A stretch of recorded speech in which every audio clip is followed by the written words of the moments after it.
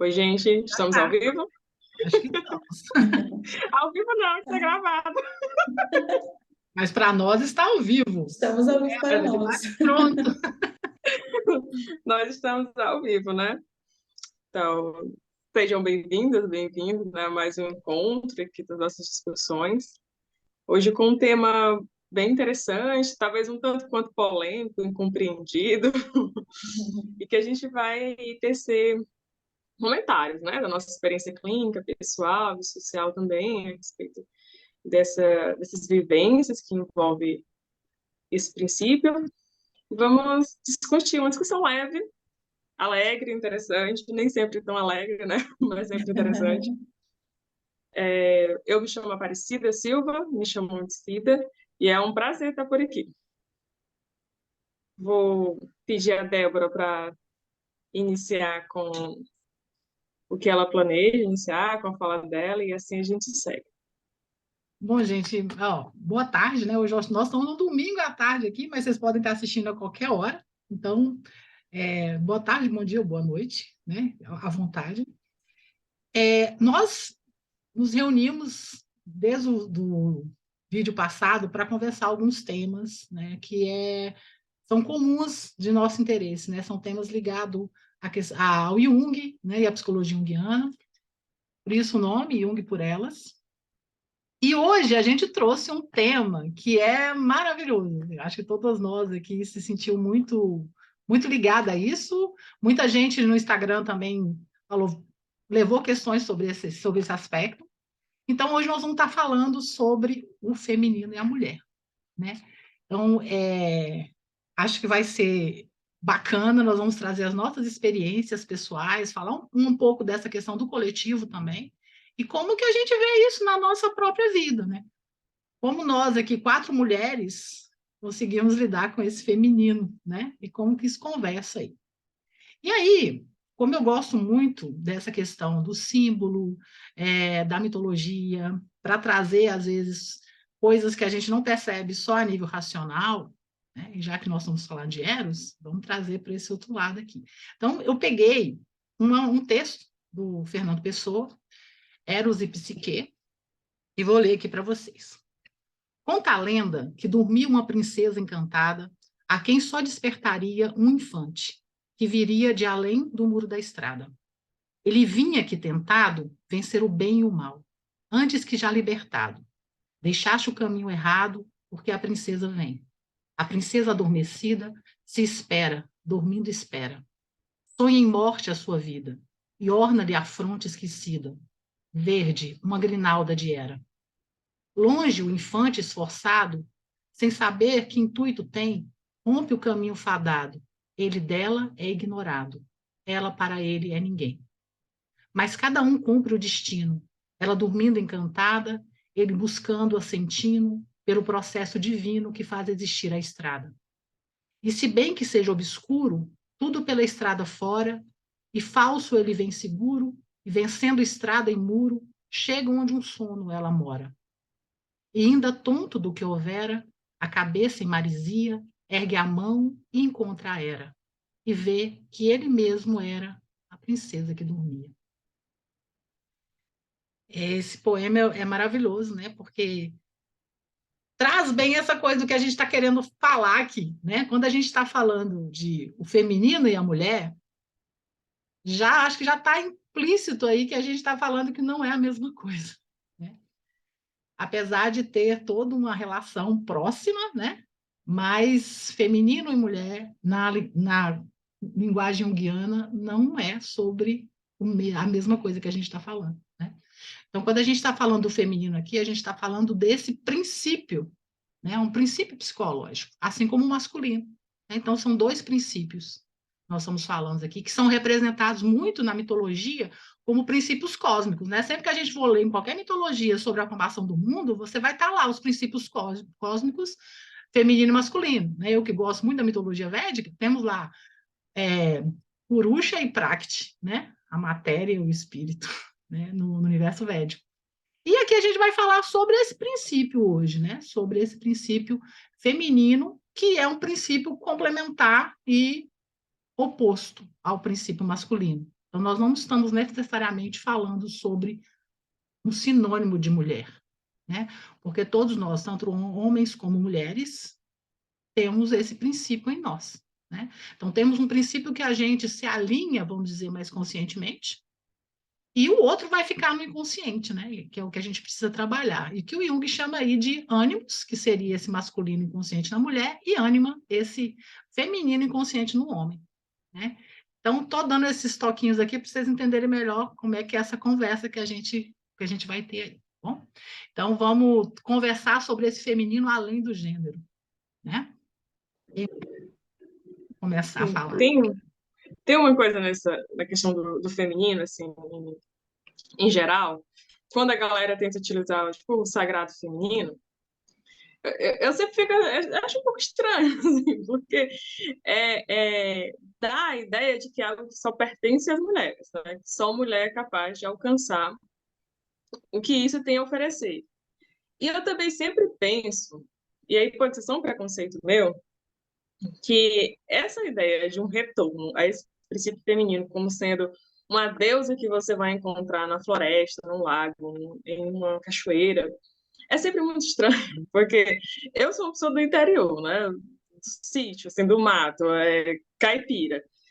E para mim é muito estranho que a vivência que eu sempre tive, até uns 15 anos, né, essa de correr descalço nas veredas, de repente ela seja romantizada ou de alguma forma intelectualizada como sendo um encontro com uma grande mãe, né? Com uma deusa, com algo super misterioso. Me dá a impressão de que isso sempre parte de pessoas da cidade que moram em prédio. Sempre me dá essa impressão, assim, de alguém que não sabe. E eu não estou dizendo que isso é errado, que, enfim. Só estou dizendo que há marcações. Então, se você nunca teve a vivência de entrar em uma vereda, numa mata, eu acho que a primeira vez que você entra, há um fascínio. Nossa, tudo isso é muito encantador, estar em contato com algo que eu não conheço, né? E me toca. Só que entenda que existem vários tipos de mulheres, né? Há uma diversidade quando a gente fala mulher. Nós não temos a mesma vivência. Então, quando eu escuto o sagrado feminino sendo ligado a essas questões, né? Desse contato com a natureza, do despertar dessa deusa, né? De algo nesse sentido, né? Tem uma potência em mim, é uma potência feminina, ela é criadora, ela é de relacionamentos, ela é de compreensão, e que eu posso acessá-la a partir do contato com a natureza. Aí, veja como é louco, porque na minha vivência, e aí é uma amostra muito limitada, mas aqui eu também estou para colocar isso para jogo, né, equação pessoal, né, é o que eu tenho para oferecer, é, sempre que eu manifestava esses comportamentos onde eu nasci, né, que não dava para ser diferente disso, de ser alguém do mato, de alguém que tem contato com a natureza, e aí tem uma linguagem que denuncia isso, tem uma vestimenta que denuncia de onde eu venho. Isso nunca foi relacionado a mim diretamente como sendo feminilidade, como esse contato, como esse lugar, como essa vivência, essas experiências nesse lugar me transformassem em uma mulher sensível, compreensiva. Muito pelo contrário, sempre foi associada a mim uma imagem muito masculina, né? E eu penso que tem a ver com esse contato com a natureza, o que é muito distante quando alguém vem me falar de sagrado feminino nessa concepção, sabe? Assim, de que você vai encontrar esse seu lado feminino que é automaticamente relacionado a essa feminilidade que tem a ver com sensibilidade.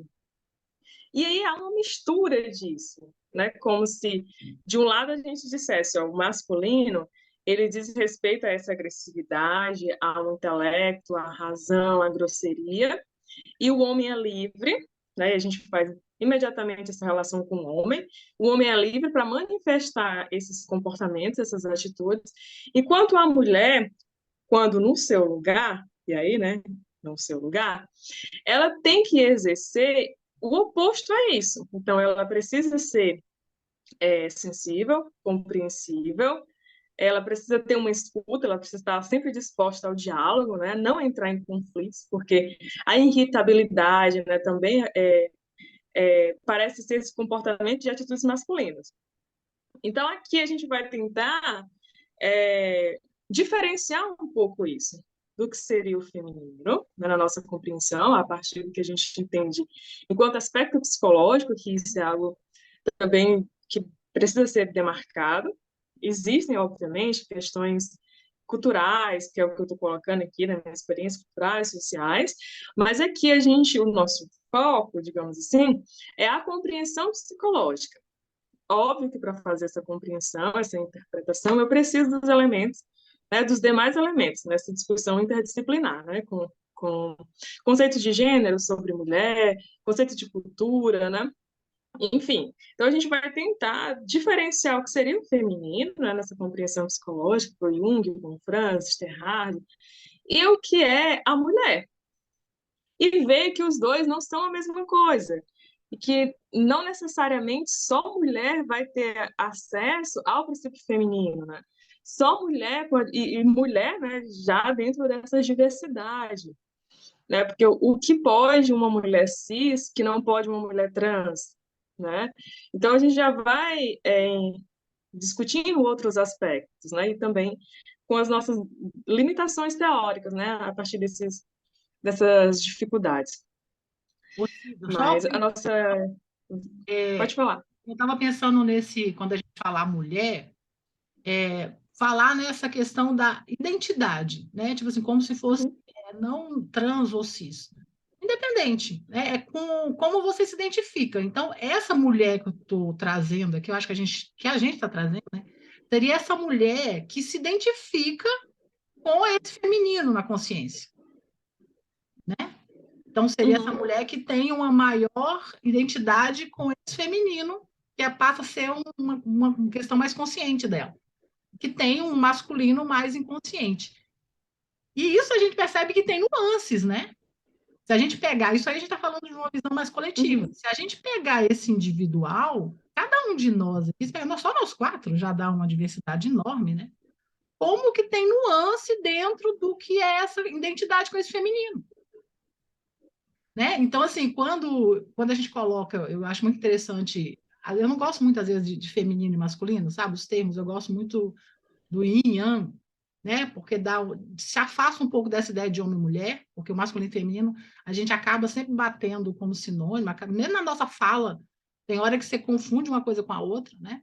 Então, eu gosto muito do yin e yang, né? Como o yin mais ligado a esse princípio receptivo, escuro, né? Que é no símbolo lá você tem a parte escura, e o yang como o princípio masculino, logos, né? Então, eu gosto muito disso, mas eu sempre tive uma birra com o símbolo, sabe essa coisa do preto no branco? Porque é isso, assim, parece que não tem as nuances, né? Então, assim, você tem lá uma parte negra, uma parte branca, não sei se todo mundo lembra aí, uma bolinha branca no negro, uma bolinha é, preta no branco, né? Acho que a Cida caiu. Daqui a pouco ela volta. E aí, a gente traz essa questão de que tem nuances, né? 50 tons de cinza. Né? Então, você tem ali 50 tons de personalidade dentro desse feminino, também dentro desse masculino. Que eu acho que é como que a gente vai lidando com esse aspecto inconsciente, né? Tipo assim, o tanto desse masculino inconsciente está consciente em nós. E cada um tem um pouco disso. Isso vai dando nuances, né, nessa conversa, que eu acho que é maravilhoso. Né? Eu acho que tem uma questão que muito me toca, assim, nisso tudo que vocês conversaram, que a gente está conversando, que é a questão dessa exclusão do princípio feminino enquanto qualidade, né? No espírito da época, enquanto uma primazia do racionalismo, assim, né? Quando a gente pega, por exemplo, os próprios contos de fadas, que a gente estuda dentro da psicologia analítica, quando a gente vê tentativas de interpretação, de reinterpretação moderna sobre eles, desconsiderando totalmente o fator da irracionalidade desses contos, do fator inconsciente sobre esses contos, de compensação da cultura, de compensação da própria consciência coletiva, a gente vê uma tentativa de encaixar materialmente ali o conto dentro de conceitos como se, então a gente está nessa postura, as mulheres estão nessa postura de princesa que quer ser salva e tal. E aí a gente desconsidera toda a psicodinâmica dos contos, né? E é muito do que a gente faz em relação ao próprio psicológico, né? A gente coloca ele só numa vertente E aí a gente puxa a sardinha para nossa abordagem, não tem como, né? Mas a gente só coloca quando a gente vai para outras abordagens, a gente vê toda uma exclusão desse psíquico enquanto totalidade, enquanto reunião desses dois princípios, e a gente vê muito mais a coisa em um viés materialista, assim, né? Que condiz muito com o espírito da época. Então, é meramente uma questão ali de ajuste causal das coisas. E aí a gente exclui mais ainda esse princípio que já é tão, de certa forma, relegado, assim, né? Colocado como algo ruim, algo só relacionado às mulheres, não relacionado aos homens também, ou a outros elementos, né? Então, eu acho que... E é uma perda, assim, né? É uma perda da modernidade, da contemporaneidade, que vem acontecendo dentro da sociedade patriarcal, né? Desde que a sociedade se estende assim, a gente vai tendo essas compensações, porque as compensações vêm exatamente para que a gente dê atenção a esses elementos, né? Quando a gente vai para universos do sonho mesmo, a gente facilmente entende esse princípio da totalidade e vê como a gente precisa trabalhar esses opostos, né? Aquilo que nos é oposto. E quando Jung vai dizer lá que o masculino é saber o que se quer, é saber o que se deseja e fazer o que for preciso para isso, é disso que ele está falando também, para que a gente possa, para que a gente que se identifica quanto mulher, possa atuar no mundo, né, diante dos nossos planos, dos nossos projetos. E aí, nisso a gente já entra nessa seara do quanto é difícil isso para a gente, né? De achar que a gente sempre tem que se ter um resguardo intelectual diante da sociedade para que a gente seja valorizado, para que a gente tenha o nosso trabalho validado, né? Então, também acho que entra muito nisso. Eu gosto muito do ponto de vista que a Emma traz, né? A gente fez vários assuntos aqui, né? Várias voltas.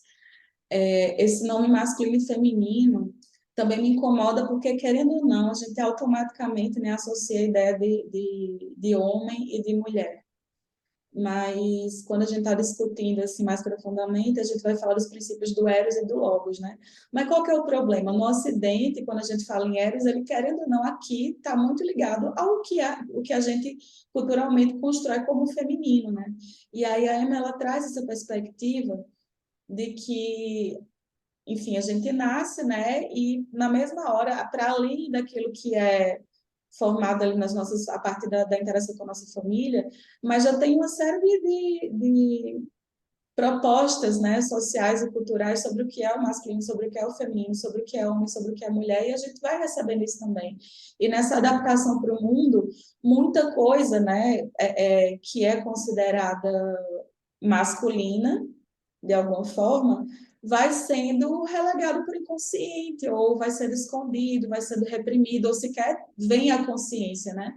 Então, quando a gente vai falar, por que a gente diz que o feminino e mulher são diferentes? Porque mulher é um indivíduo, né? E esse indivíduo vai ter dentro de si o feminino e o masculino como potências que precisam fazer parte daquela pessoa e precisam estar atuantes, né? E esse masculino, justamente na nossa construção, né? Enfim, mil razões, mas na nossa construção ele ir sendo reprimido de alguma forma, é isso que a gente precisa ter como meta de individuação também resgatar. E é justamente porque na nossa sociedade ocidental o masculino ele é colocado numa posição hierárquica, né, superior, ele é visto com superioridade, com mais-valia, e o feminino, em consequência, é visto como aquilo de menor valor. Quando a gente está lidando com esse espírito masculino, que a gente tem que trazer a consciência, né, e se relacionar com ele, é bem interessante essa diferença, né? Porque o homem, quando ele está se relacionando com a ânima, né, com a alma feminina e consciente dele, a Emma até fala, para o homem é como um processo de humilhação, porque agora ele vai ter que reconhecer dentro dele uma coisa a qual ele não dá valor, mas que tem um grande valor, que é o feminino. E no caso das mulheres, é o contrário, quando a gente se depara com esse masculino dentro da gente, né, é um trabalho, na verdade, de orgulho, né, e não de humilhação. A gente precisa desenvolver o esforço, o trabalho, a coragem, né, da gente, inclusive, lutar contra essa influência negativa, né, desse masculino, para que ele possa exercer a influência positiva. E o que é essa influência negativa, né, desse masculino dentro da gente? São essas vozes julgadoras, que muitas vezes dizem que os nossos interesses não têm valor, que a gente não é capaz de desenvolver a nossa intelectualidade, né? E a gente sabe que isso também está conectado com o processo histórico, porque A gente sabe que na nossa sociedade esse lugar de produção intelectual, de produção cultural, foi muito negado para as mulheres, ainda hoje é um lugar de muita disputa, né? A gente tem que, né, somos julgados por isso, mas a gente meio que tem que meter o pé na porta para conseguir conquistar espaço em tudo que a gente faz, né? Inclusive nesse ambiente aqui, né, de psicoterapia, que a gente sabe que quando você vai olhar para os cursos de psicologia, a maior parte é composto por mulheres, né? São mulheres que procuram essas profissões que de alguma forma estão ligadas ao cuidado de outros seres humanos, e ainda assim, quando a gente vai olhar em termos de produção acadêmica, por exemplo, a gente sabe que a grande valorização, em geral, vai para homens, né? Porque a nossa sociedade é feita dessa forma. E a gente, enquanto mulher, tem que fazer o quê? Tem que superar essas barreiras, assim, que são externas, mas são internas também, né? E fazer a nossa produção intelectual e trazer o nosso ponto de vista, a nossa experiência enquanto mulher. E isso necessita necessariamente da gente descobrir essa masculinidade e se relacionar com ela não de uma forma masculina, como a gente costuma projetar, que é o masculino culturalmente, mas a nossa masculinidade individual, né? E aí é incrível, porque a Emma, inclusive, ela encerra todo o capítulo lá do ânimos falando justamente isso, que é reconhecer esse homem que habita dentro de nós, aprendemos a nos diferenciar dele e então exercermos aquilo que a gente é enquanto mulher mais autenticamente, que aí entra também a singularidade, né, a individualidade de cada uma. E aí, nesse ponto, é muito útil a gente pensar assim, sobre o conceito de gênero, né, não para substituir, né, a ideia de eros, de feminilidade na psicologia analítica, porque quando a gente está falando de uma realidade psíquica, né? A realidade social, política, cultural entra aí, mas a gente está lidando com indivíduos, né? E aí a questão de gênero, que foi uma coisa assim que eu me propus a trazer aqui, é que o gênero ele é um conceito que ele surge primeiro ali na biologia, né? Para falar de gêneros, de animais, de plantas, né? De outros reinos, enfim. E quando ele vai sendo construído na forma como a gente debate hoje, como se teoriza hoje, ele vem ligado à história do movimento feminista, né? Principalmente ali na segunda onda, quando se teve uma preocupação maior com o desenvolvimento teórico, né? Então começa a se discutir, cria-se primeiro aquela categoria mulher, justamente para criar essa identidade, poder reunir sujeitos que se identifiquem, né? Como mulher em torno de uma certa pauta. Depois foi sendo a discussão dos papéis de gênero, até que veio o gênero. E aí agora a gente já fala assim de desfazer o gênero, fazer o gênero, construir o gênero, refazer o gênero. Então a gente vê que dentro das próprias teorias que vão surgindo a partir desses estudos, né, que são primeiros estudos da mulher, depois mudando de nome também, tudo isso vem de várias disputas ideológicas, né, e tem finalidades ideológicas. E aí a gente, né, enquanto analista, eu entendo que a gente tem essa responsabilidade, sim, de estar entendendo o que está acontecendo no nosso tempo. E essa discussão de gênero é algo muito vivo no nosso tempo. Então, a gente precisa, de alguma forma, dialogar com isso para trazer para a nossa clínica, porque, afinal de contas, as pessoas vêm com essas questões também. Mas a gente, enquanto analista, seguia pela ética da individuação, né? Que as pessoas sejam o que elas são a partir do diálogo com sua própria alma, com seu inconsciente. E não cabe ao analista querer corrigir nenhuma tendência que não se corrige a partir da própria pessoa. Então, quando a gente está falando aqui de mulher, do feminino, quando a gente está falando do ânimo, né, do espírito masculino da mulher, a gente não está falando de gênero, a gente está falando das imagens que surgem no espírito de cada pessoa. E a gente está ali para ajudar aquela pessoa a ser quem ela é, independente das perspectivas que a gente tem sobre isso. Porque se a gente traz a perspectiva de gênero como algo que é fundante da nossa prática, né, e que tem que sempre estar ali, a gente acaba querendo colonizar a, a personalidade do outro, né? E a gente não está aqui para fazer isso, né? A finalidade da psicologia analítica, inclusive da interpretação que a gente dá a ela e uso, que a gente dá a ela hoje, né? Porque essa responsabilidade é nossa, tem a ver com essa ética da individuação. E é importante fazer essa diferenciação, né, de que é importante a gente estudar o gênero sim, mas que não pode substituir o ponto de vista psicológico, que é o que a gente está tratando aqui.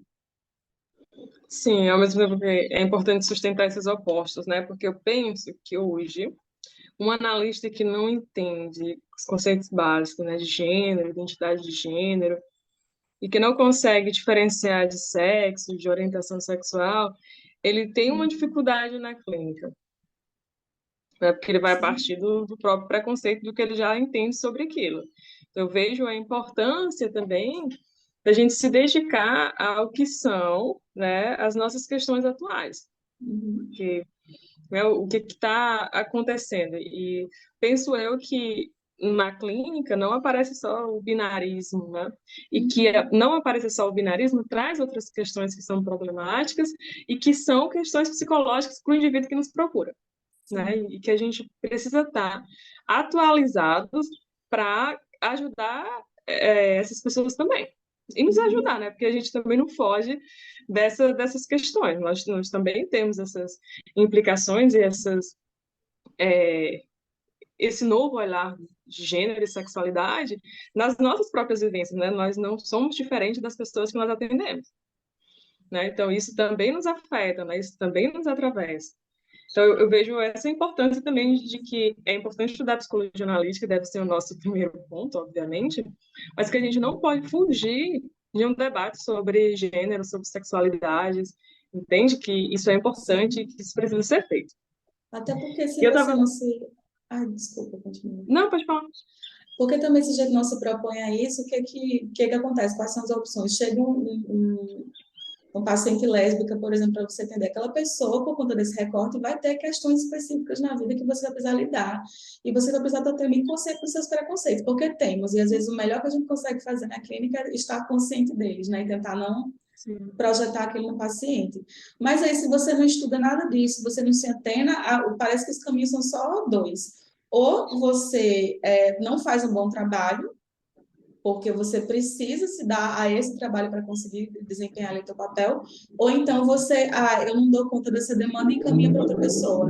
Mas isso é péssimo para aquele sujeito que está ali na frente, que já vem certamente com fragilidades, né, precisando de um acolhimento e tal, e você diz, não sei lidar. Como Péssimo para a assim? Mas gente não é uma também, né? pessoa? E é péssimo para a gente também, né, Ju? Porque a gente acaba perdendo a oportunidade também de estar ampliando esse lugar para nós. Porque a gente, como analista, tem que partir dessa ideia de que,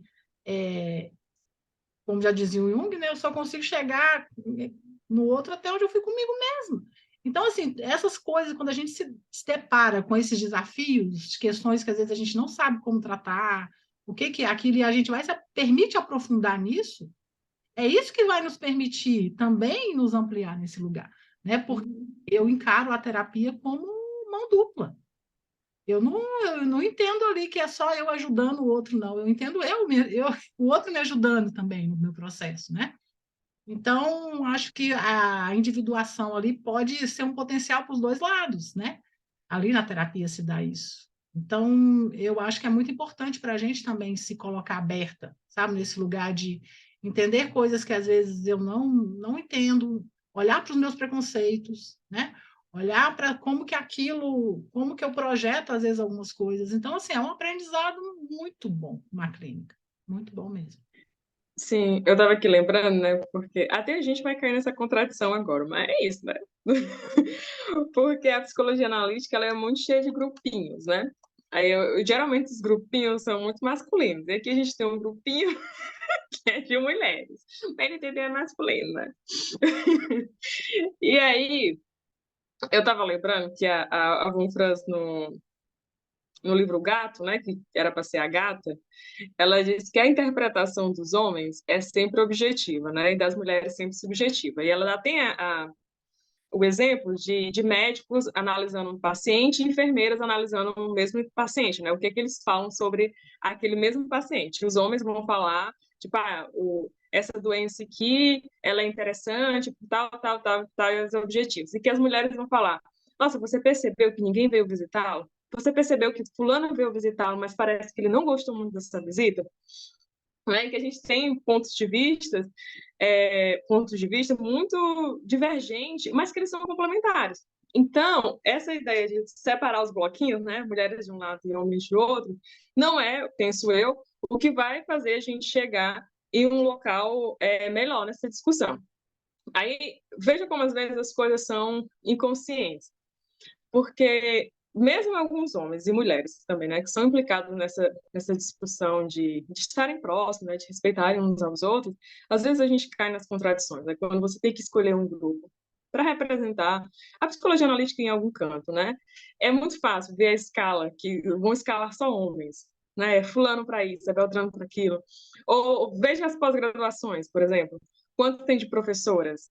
Né? E quando essas professoras são credibilizadas, aí você pode vir com a discussão do tipo, mas é porque são ruins, é porque não sei o quê. Mas se é ruim, não há um caminho no aprendizado, não deveria fazer parte da pessoa lá, ou das pessoas que tentam fazer a psicologia analítica um caminho sério, iniciar esse processo de aprendizagem mútua, assim, que homens possam aprender, que mulheres também, porque tipo, se você tem turmas geralmente as turmas de psicologia e também de psicologia analítica tem muita mulher. Aí eu fico pensando, nossa, todo ano é formado milhares de psicólogas e terapeutas analistas, né, junguianas. Nenhuma dessas pessoas são boas, nenhuma dessas mulheres são boas para estarem assim, serem chamadas para fazer as coisas, para estarem sendo convidadas, assim. Só que é formado nessas turmas, independente das turmas, independente dos locais, são só os homens. Você tem certeza, assim, faz um curso, coloca aí a proposta de um curso. Como a maioria das pessoas que vão aparecer são mulheres. Mas são as mesmas mulheres que são formadas por esses cursos, que fazem parte, né, que dão credibilidade a essas pessoas para serem os melhores, que não são chamadas para nada. Você entende, assim, como essa questão do masculino e do feminino também está nessa dificuldade de reconhecer o valor do outro? A mesma coisa acontece a gente algo olhar muito para isso parecido. também, né? Só terminar aqui rapidinho. Já deixa, porque eu me perco muito se eu... A mesma coisa acontece na clínica, tipo, por exemplo, quando alguém delimita os atendimentos para determinado público. Então, eu só atendo mulheres. E eu fico muito preocupada porque, assim, quando a gente atende mulheres, a gente percebe o quanto essas mulheres sofrem com questões violentas, que às vezes parte de homens essas violências. Mas se não tiver quem atenda também esse agressor, né, essa pessoa que é o violento, a gente não resolve a situação. Né? Então, assim, a gente está preocupada com um lado e que é muito difícil. Eu entendo a sensibilidade de que não consegue atender. Eu já passei por situações de ver pessoas terem crises de pânico, assim, porque iam atender um homem.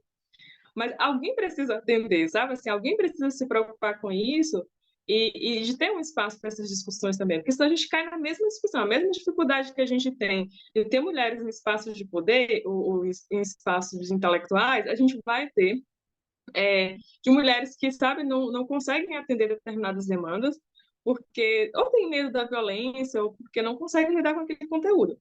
E eu não sei se homens confessam esse tipo de violência a outro homens, sabe, assim, homens com homens, porque homens conversando, como diz a Von Franz, aparecem outras coisas, o sentimento vai ser a última coisa a ser colocada, né? E aí, eu vejo isso também como sendo um desafio quando você está na clínica, sabe? De sustentar esses opostos. Mas eu vou deixar você falar. Tá fechado. Tá. Eu ia falar justamente nesse lugar, né, que você comentou, de como a gente tem que também fazer esse olhar, nós mulheres, né? Porque não é só o homem que nos coloca nesse lugar, a gente também se coloca, né? No coletivo, quantas de nós, muitas vezes, quando vamos estudar, não olhamos mais para esse homem como alguém que é mais capaz, né? Que aí vem de uma construção coletiva de que o logos é valorizado, né? Durante toda a história aí, a gente percebeu esse movimento, né? Então, você percebe que a gente foi o quê? A nossa cultura, sei lá, como que a gente pode chamar isso, foi dando ênfase a esse logos, né? Tanto que a ciência, o pensar, foi ganhando muito mais valor em cima desse racional, né? E agora, eu acho que a partir do momento que a mulher começa a também ir para esse lugar e também reivindicar a sua participação nesse lugar, ela tem que estar aberta a essas discussões, né? De que a gente também, não sei, inconscientemente, a gente já tem também essa coisa de que o feminino tem menos valor do que o masculino. Né? Então, assim, o masculino, quando ele está nesse lugar, o feminino talvez tenha um valor em outro lugar, né? Mas nesse lugar em que a gente está aqui falando, expressando o nosso pensamento, o nosso conhecimento, como que a gente também tem um preconceito, né? E a gente olhar para isso é importante, né? Por que que, às vezes, eu consigo ter mais confiança no que um homem me diz do que o que uma mulher me diz, né? Então, assim, isso eu acho que é um crescimento que a gente tem que se fazer, né? E eu acho que esse, por exemplo, a gente está aqui hoje, só um grupo de mulheres, por mais que tenha vamos dizer assim, não devia ser assim, né? Mas sempre tem a questão do que tem que ter um balanço contrário, né? É comum nos movimentos. Você vai ter sempre puxar para um outro extremo, para depois isso chegar num lugar mais justo, vamos dizer assim, né? Porque senão não acontece. Então, todos esses movimentos sociais, eu acho que eles tendem a isso, né? De repente tem um grupo que, tipo, então agora vamos valorizar a mulher, e agora depois a gente chega no lugar mais. Porque senão não tem uma condição disso acontecer. E a gente tem que romper com isso, sabe? Dessa ideia de que o valor está no masculino, no logos. E entender o valor que o feminino tem. Os dois são complementares, os dois têm o mesmo valor. Né? E aí também não dá para a gente simplesmente falar, tem uma sociedade patriarcal, ok, é ruim demais esse negócio, para a gente é horroroso, né? Mas a gente pensar assim, agora vamos para a sociedade matriarcal, né? É quando a gente vai para outro extremo, né? E aí vai ser tão horroroso quanto, entende? A gente tem que entender que tem um local em que esses dois são valorizados, né? E que a grande potência, tanto do masculino quanto do feminino, é no encontro, né? É nesse ponto. Mas é essa dificuldade que assim como nas aulas, né, nas formações, nas pós, a maioria são mulheres, na clínica também são, sabe? Então, assim, o homem que não vai valorizar esse lado feminino, o próprio lado feminino, né? Eu não estou falando relacionando o feminino diretamente à mulher, mas o homem que não vai ter esse compromisso de desse feminino em si, né? Eu não sei também como é a atuação dele clínica, porque eu sei que a maioria das pacientes são mulheres. A maioria das pessoas que procuram terapia, que procuram análise, são mulheres. Então, como é o seu compromisso, né? E aqui a gente sabe que esse compromisso pessoal ele é importante, né, para o desenvolvimento do processo de ambos. Como é que ele se dá, né? Se você também não tem essa preocupação em desenvolver esse seu feminino, né, em estar ali em relação com ele, e porque, veja, se você atende demandas femininas, em nenhum momento isso te toca, assim, dizer, poxa, isso não é uma metáfora social, isso é algo que realmente acontece. E eu tenho como comprovar isso empiricamente, porque eu atendo, e eu sei a demanda que as mulheres trazem. Sabe? Porque senão, a não ser que você atenda, quando a gente falar de complexo materno, um tipo específico de mulheres, né, que a partir do complexo materno desenvolve esse apaixonamento pelo intelectual. Né? Então, eu vou à análise para discutir questões intelectuais, né? Para confrontar o analista, não para ver outras questões. Então, eu entendo esse compromisso que tem que ser de ambos, mas a coisa sempre pendeu mais para um lado, né? Então, a gente tem que... Eu acredito nesse companheirismo masculino, sabe? A partir desse confronto pessoal, assim... Mas é uma confiança desconfiante, sabe? Assim, tipo, vai dar certo mesmo isso? E dá para confiar mesmo, Mas sabe? eu Mas, acho que enfim. tu tá falando isso e tá me lembrando uma passagenzinha aqui desse livro aqui, né? Sobre os sentimentos e a sombra, que o Jung está falando justamente isso, que, assim, que às vezes ele via um paciente, um homem, para ele atender e contava uma história assim horrorosa, só que o paciente contava como se nada tivesse acontecendo, né?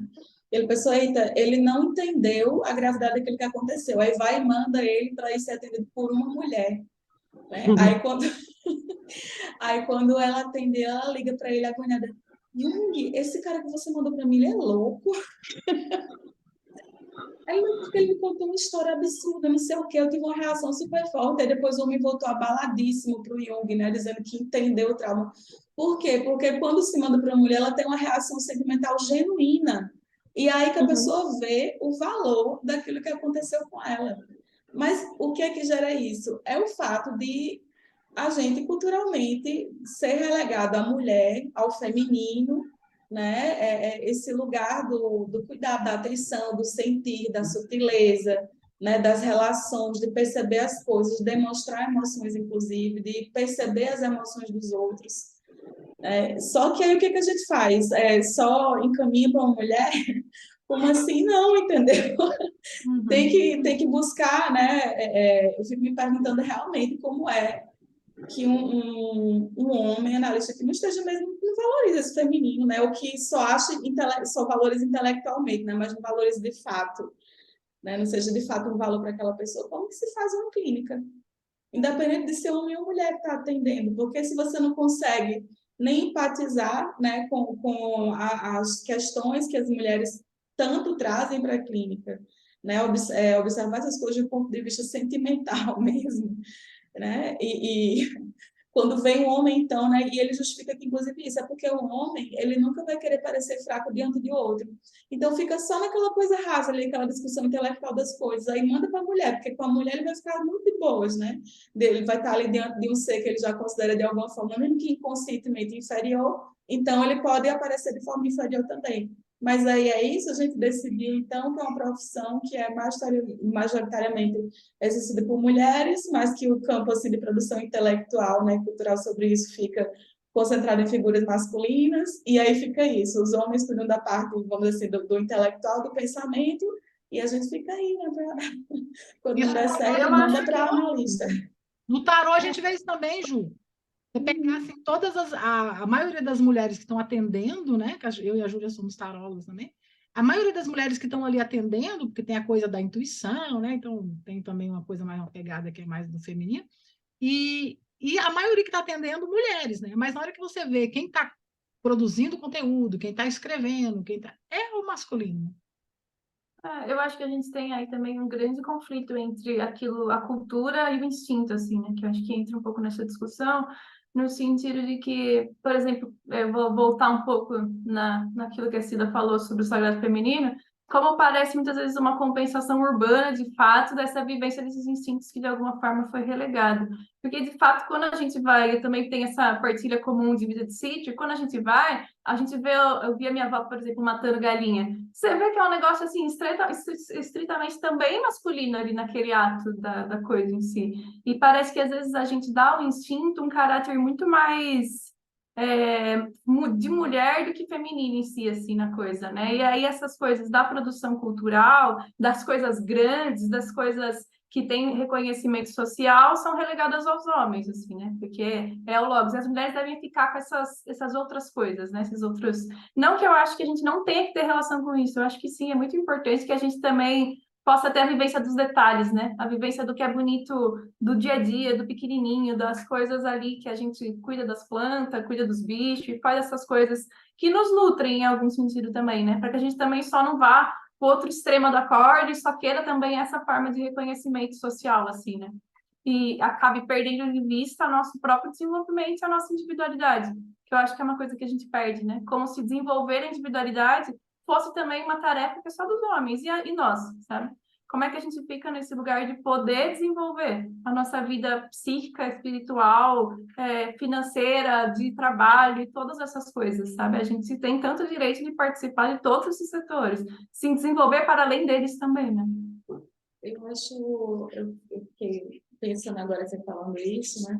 Como essa descoberta do ser pessoa, ser mulher, ela passa, de fato, pela descoberta e redescoberta tanto do masculino como do feminino em si mesmo. Né? Porque eu fico aqui pensando na minha trajetória, quando eu era mais nova, não é que eu não me reconheci mulher, eu me reconheci mulher, eu dizia, sou mulher mesmo. Só que tipo, eu sou uma mulher braba, eu sou uma mulher que estuda, eu sou uma mulher que quer trabalhar, isso e aquilo, só que eu falava assim, com essa postura muito de trazer uma certa fala, uma postura assim que eu considerava que era mais masculina, né, e me identificando com isso de alguma forma, né, e a ponto disso chegar a um extremo na minha vida. E aí, né, que é outra coisinha assim que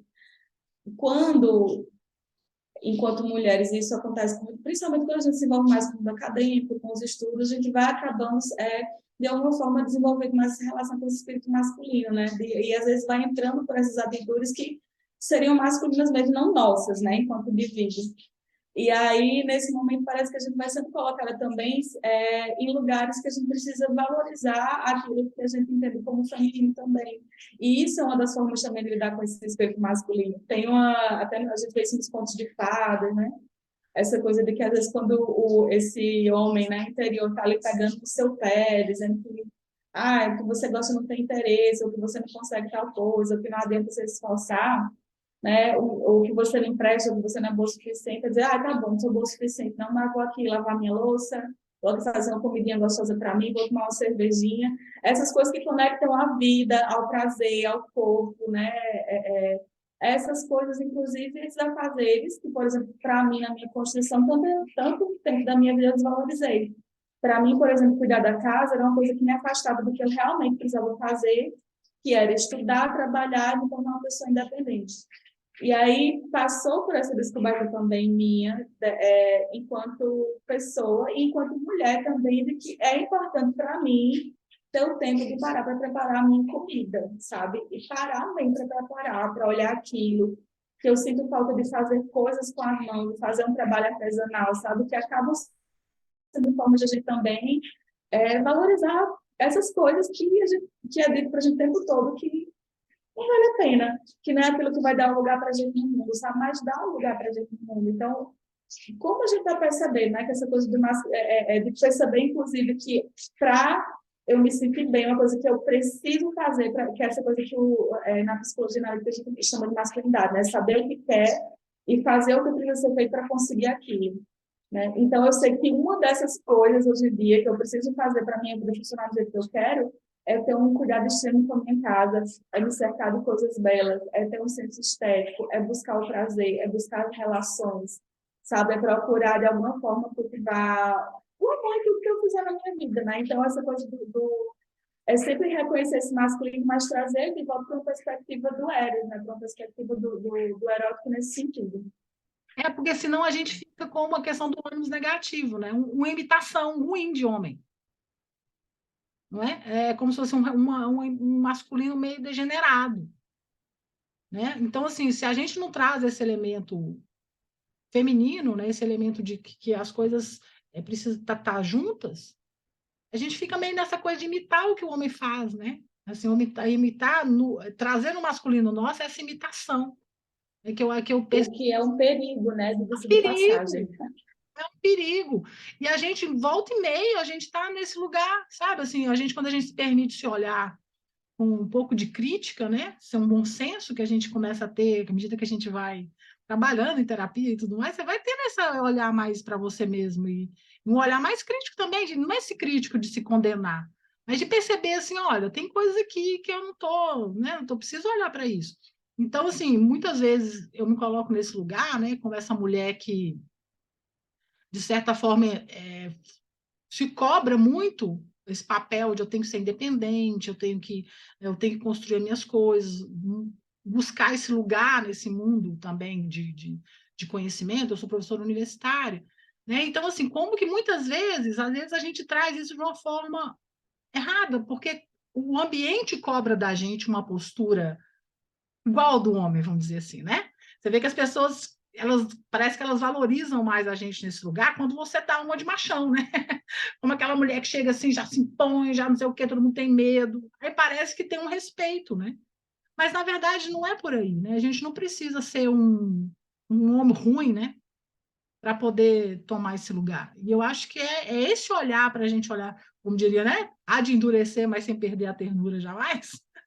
Então, assim, é esse lugar que dá para eu fazer, eu colocar o meu conhecimento, entender o que eu penso, trazer o que eu penso, sem deixar de entender o que eu sinto, né? E olhar para o outro, e olhar essas relações que faz parte do feminino, né? Eu não preciso estar rompendo o tempo todo com as pessoas, ou me colocar num lugar que eu vou estar ali como uma grande ditadora, né? Então, Mas que tudo isso é difícil, né? muito. É difícil e tem um sofrimento, né? Que a Von vai dizer que algumas pessoas elas saem da análise com psicólogo, com pessoas junguianas, né, analistas junguianas, porque elas não sustentam esperar e elas não sustentam ficar sem fazer nada, principalmente homens, né? O vazio é o terror do homem, né? Então, ela diz que para essas pessoas elas vão procurar alguém que diga a elas o que elas precisam fazer, que é bem mais confortável. É insustentável ficar sem fazer nada. E às vezes é esse ficar sem fazer nada, né? Esse tempo, esse limbo que vai indicar uma solução, né? Uma tomada de consciência. Mas que a gente não tem é, maturidade, talvez, para lidar com o sofrimento, né? Para ficar nesse período em que você não sabe o que fazer e que o certo é não fazer nada, é esperar. Porque é ensinado também que se você não faz nada, você não sai daquela situação, né? De que você só continua ali porque exatamente você não está fazendo nada. Só que às vezes é o que é necessário fazer. E a gente não pode determinar o tempo, né? Tipo, mas quanto tempo eu vou ficar nessa situação? Porque nessa que a gente está conversando, né, com relação às nossas explosões, às vezes, de possessão pelo ânimo. Você sabe que isso está acontecendo, né? E como é que você resolve isso nas relações? Porque também parece uma liga, né? Isso acontece no relacionamento, isso acontece na família, isso acontece no trabalho. Aí você fala, mas o que está acontecendo? O que é que eu faço para que isso não me perturbe mais? Porque eu não aguento mais sofrer com isso. O que é que eu preciso fazer? Você sabe? Esperar. Porque tem um amadurecimento aí dessas suas questões com essa explosão, né? Com esses próprios comportamentos, digamos assim, masculinos, né? E que isso exige passar por esse sofrimento, assim, né?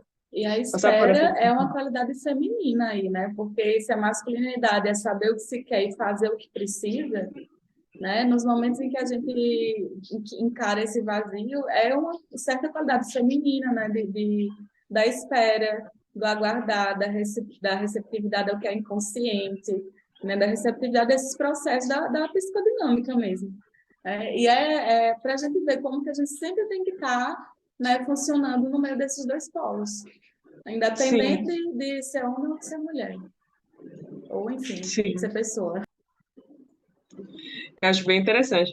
E aí, quando eu comecei a falar lá do negócio da gente ser um grupo de mulheres, também tem essas questões de grupos de homens, né, coisa muito fechada, eu lembrei que em algum tempo houve escola só para mulheres, escola só para homens. Eu não sei se vocês chegaram a estudar em salas que eram só para mulheres, aquelas banquinhos de madeira, eu não sei, mas enfim.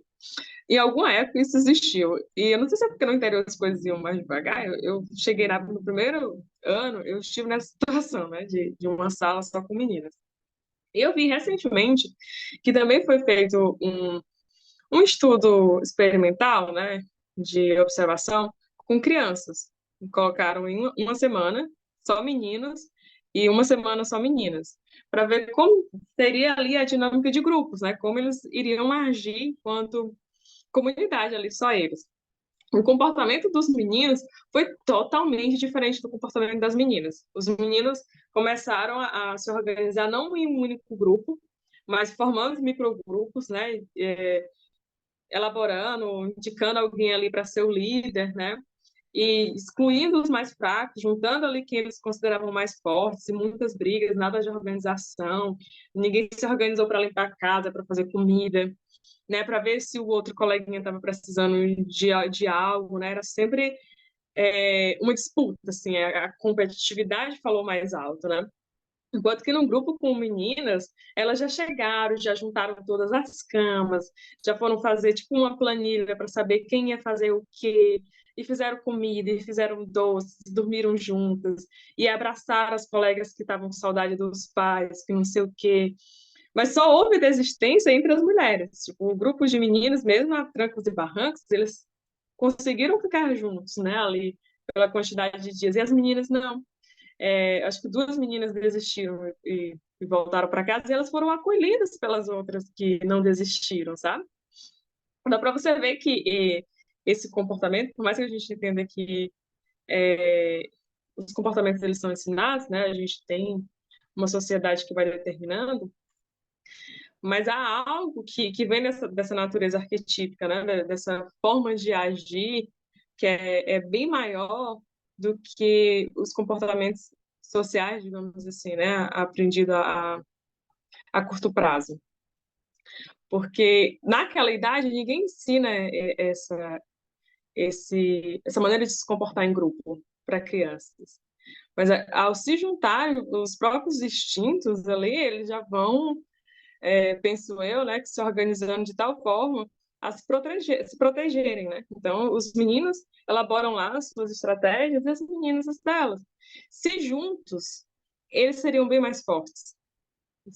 Se a gente tivesse, né, ou conseguisse, desde cedo, elaborar tanto esse lado racional, né, quanto esse lado afetivo, de dizer, não, a gente tem coisas práticas a fazer, a gente precisa reunir aqui o que é bom, o que é forte e tal, deixar de um lado, mas a gente também tem que cuidar desse outro lado, né? Como é que a gente pode fortalecer esse outro lado, né?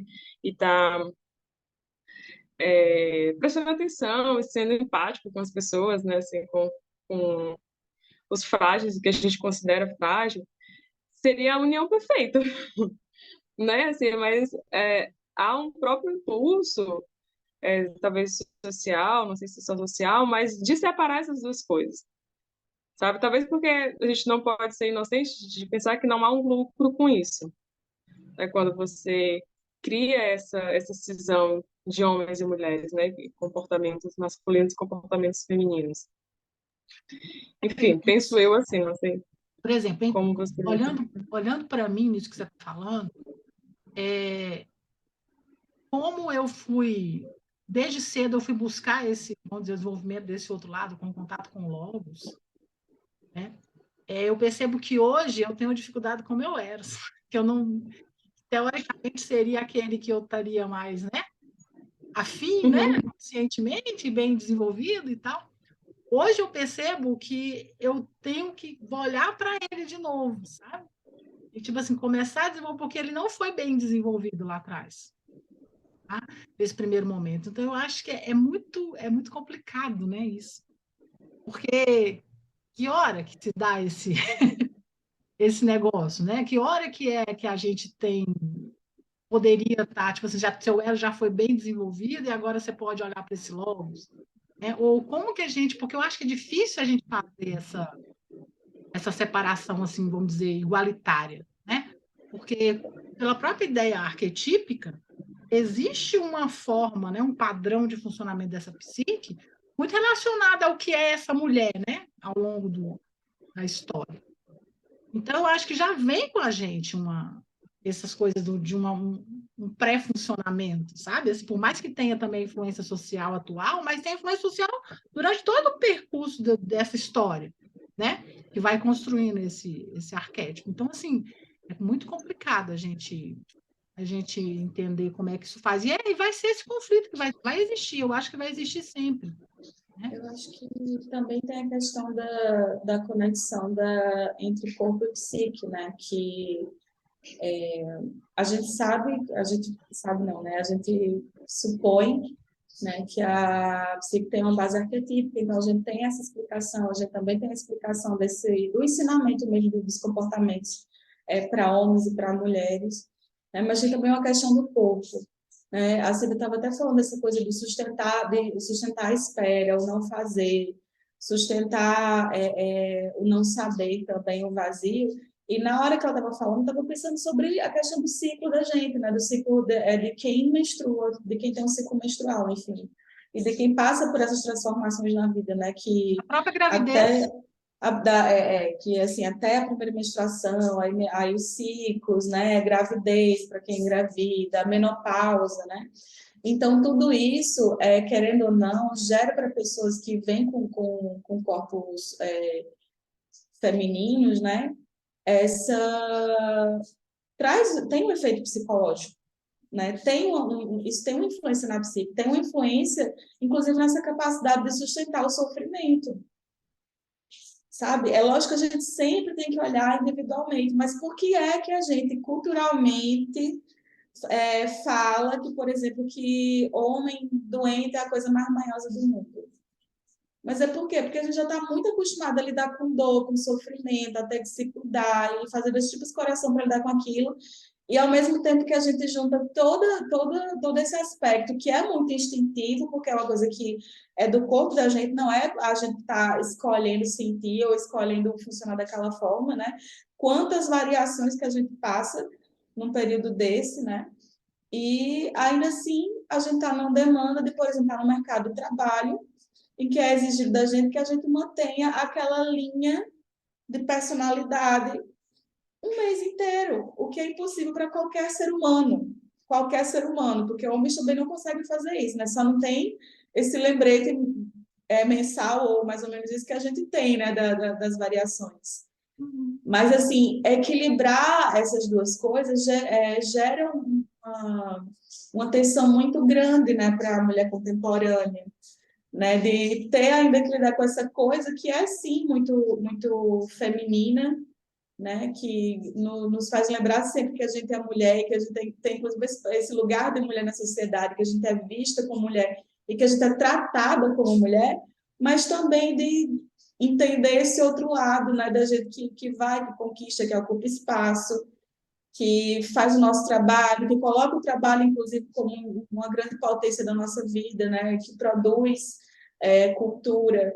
E fazer isso, mediar tudo isso, é um pouco de tensão muito grande. Então, às vezes, a gente tende a ir muito para os extremos, né? De ou abraçar completamente isso que é colocado para a gente como o lugar da mulher, como o papel da mulher ou como feminino, ou então ir para o outro extremo, de negar tudo isso, né? O que não necessariamente é uma escolha, né? O que nem sempre é uma escolha individual, muitas vezes é uma coisa que é empurrada mesmo, né? Quantas mulheres, por exemplo, desistem de ser mãe, não porque não querem ser mães, mas porque pensam, eu não tenho condições de trabalhar e ser mãe. E é lógico que muitas mulheres, a maioria das mulheres, na verdade, que são mães, tem que trabalhar, né? Não tem nem a opção de não trabalhar, né? São chefes de família, mas onde que entra a escolha, né? O processo de individuação para a mulher traz uma tensão muito grande nesse sentido, né? Da gente ter que descobrir essa masculinidade, mas de uma forma que seja nossa, né? Que não seja só pegar esse modelo pronto do que a gente deve fazer, da profissional que deve ser, de como deve funcionar o trabalho, de como deve funcionar uma rotina, um cuidado com o corpo, né? Enfim. Porque isso é uma coisa que a Esther Harding vai abordar, né, no Mistérios da Mulher, lá, sobre essa questão do quando a gente perdeu a conexão com essa natureza cíclica das coisas, e principalmente as mulheres, com essa coisa da ação e da não ação, da mudança e da não mudança, e como o tabu da menstruação em algumas comunidades eram usadas como um princípio de refúgio mesmo para as mulheres, para que elas pudessem se retrair daquela participação social, daquela participação cultural, e ter o momento delas, assim, né? E aí a gente tem isso hoje, mas a gente não pode se retrair, né? A gente não tem muita essa opção de não fazer as coisas que a gente precisa fazer, porque a vida está correndo, as coisas estão acontecendo, e isso marca uma diferença no nosso próprio corpo mesmo, né? Uma diferença corporal nítida, assim, em relação a como é que a gente vai lidar com isso, quais são as escolhas que a gente tem, como é que a gente pode lidar com isso da melhor forma possível, né? De a gente estar sofrendo dor, de fato, e estar aqui sorrindo diante de toda a dor física que às vezes está acontecendo ali naquele momento, né? E esse não apoio, nessa falta existe uma falta comunitária, acho que aí a gente pode até, a Cida vai poder falar melhor, entrar nessa coisa materna também, enquanto a gente não tem apoio comunitário para esses momentos, sabe, para deixar com que a mulher viva esse momento, possa viver a própria individualidade, possa viver com o bebê, e como é que a gente faz isso enquanto sociedade, né? É um grande questionamento, assim, como é que a gente está lidando com essas coisas? Tem espaço, sabe? Para que a gente possa viver isso também, esse outro lado também, sabe? A gente se coloca isso como importante, mas no sentido geral, eu acho que isso é só suprimido, né? E aí, gente, eu acho que a gente já deixou a deixa para o próximo, né? Que é falar sobre esse materno, que é um dos aspectos desse feminino, né? O Jung tem a editora Voz tem um livrinho, Aspectos do Feminino, né, que ele traz vários textos da obra do Jung sobre o feminino, e é bem bacana, a Cida até que me mandou ali, eu comprei ele lá online, né? E aí consegui dar uma olhadinha, além de outras referências aí que as meninas falaram, né? O Ânimos e Ânimas no Conto de Fadas, da Von Franz, a Emma maravilhosa, né? Ânimos e Ânimos. Então, assim, tem muita coisa bacana que a gente pode estar olhando. E o nosso próximo encontro vai trazer esse outro tema aí, né? A Cida foi mãe recentemente, então acho que ela está ali mais do que ninguém vivendo esse materno, né? E eu acho que vai ser muito interessante as contribuições aí que a gente pode trazer. Alguém quer mais falar alguma coisa para a gente encerrar? Gente, eu acho impressionante que sempre que eu vou gravar alguma coisa, a internet não tá legal. Faz É sempre parte. assim, agora mesmo que estava falhando aqui que você estava falando, o que você estava dizendo. Mas o próximo será sobre maternidade. Eu estou bem afetada, né? Meu bebê tem menos de 3 meses. E além disso, eu acho que hoje uma das minhas maiores afetações tem sido na análise dos resultados da minha pesquisa de mestrado.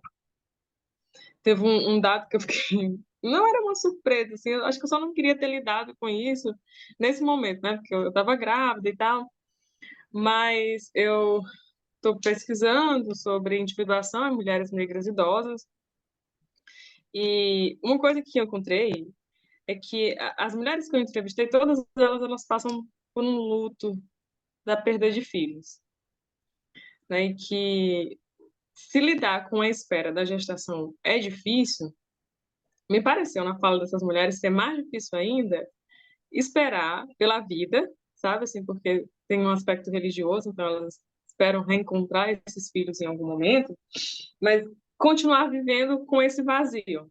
Por mais que a gente fale, né, que mulheres têm essa tendência, né, a suportarem melhor esse lugar, mas quando a gente está falando em questões específicas, assim, pelo menos esse luto materno, foi algo que eu encontrei assim, nessas entrevistas e que me deixou muito pensativa, né?